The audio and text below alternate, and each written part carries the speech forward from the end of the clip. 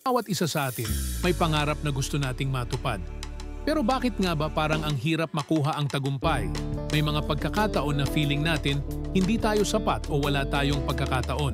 Pero kung titingnan natin ang mga simpleng hakbang na kayang baguhin ang ating buhay, makikita natin na may pag-asa pa pala. Huwag mag-alala.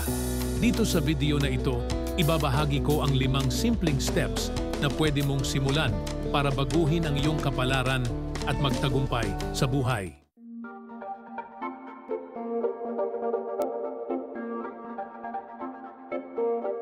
Una, pagkilala sa sarili. Mga practical tips para mahanap ang iyong passion at strengths. Pangalawa, pagkakaroon ng tamang mindset. Paniniwalang kaya mong umunlad sa pamamagitan ng sipag at pagkatuto sa pagkakamali.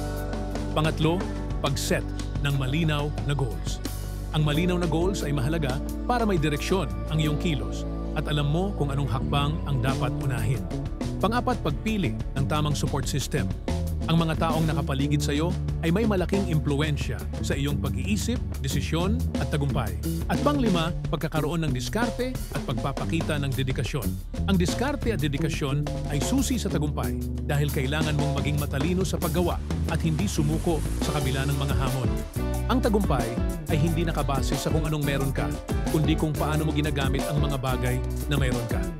Kaya, simulan mo na ang iyong journey ngayon at balang araw, magiging kwento ka rin ng tagumpay.